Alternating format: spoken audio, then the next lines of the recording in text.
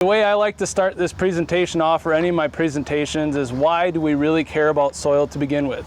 As farmers, it's easy, it's your livelihood. But as a basic, breaking it down as a basic human being, what are the reasons that we really care about soil?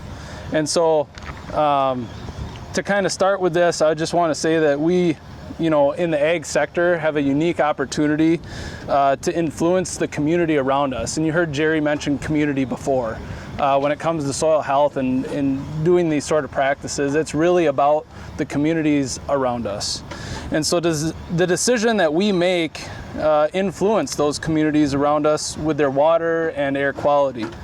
So I want to applaud those of you that are here today, because you're trying to improve your knowledge to improve your community. So I want to applaud all of you for that.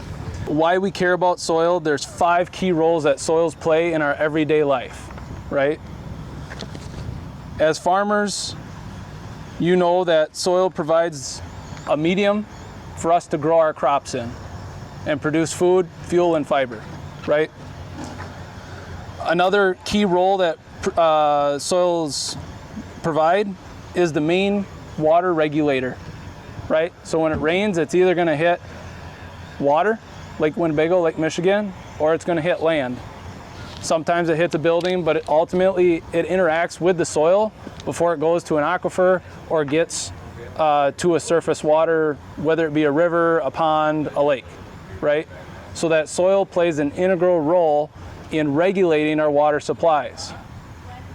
The more that soil has an organic matter and infiltration, the more that water, or the more that soil can clean that water before it ever gets to our streams and lakes. And the more that our soil will be able to hold the water in the soil profile versus run off and create flooding scenarios.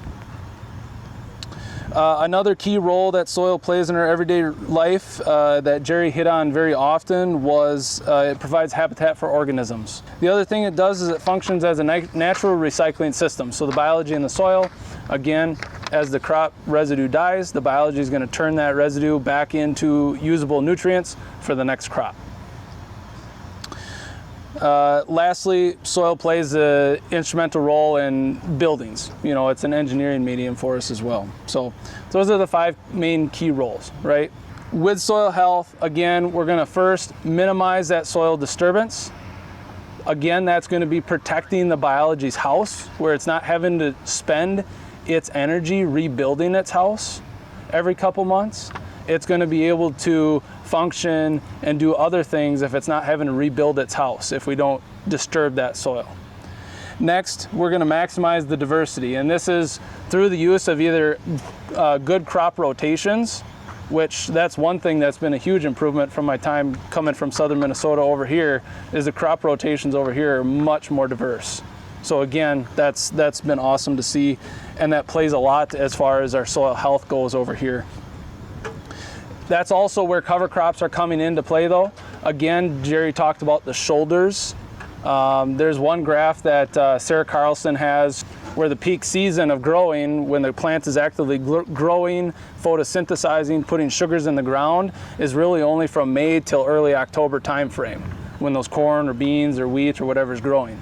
Well, that's where cover crops come into play with that last day that it actually freezes in March there until we actually get a crop planted. That's where the cover crops come into play of growing during that time frame. Or as the crop or soybeans start to senesce and we get into that where they're drying down and they're not actually photosynthesizing much, that's where cover crops can come in to continue to feed the biology underground, right?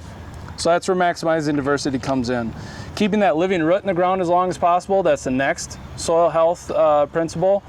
It helps to increase the time of year that we actually have a growing, living root in the ground. And then lastly, keeping soil armored. So this is where Jerry mentioned the armor again as an important thing.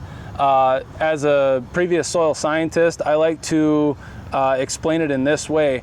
Sand particles are the only particles that we can see with our naked eye. And we all know how small a sand particle can be. A raindrop is the same size as a sand particle. So if you can imagine yourself falling from the sky at roughly 35 miles per hour like some rains do, you'd want some protection over yourself as well, right? So that's for a sand particle. Clay and silts are much smaller. So again, that's going to be like a truck coming at us from the sky at 35 miles an hour. We'd want some protection ourselves if we had to stand out in that rain, if we were a soil particle. Lastly is integrating livestock, which again, that's been a real blessing over here as I've come over here and started working. We have a lot of dairy cattle in the area, so the manure that we're able to put in, or if we're grazing heifers on our farm operations, we're getting that dairy incorporation into the soil that way. So that's kind of the 5 key principles of soil health.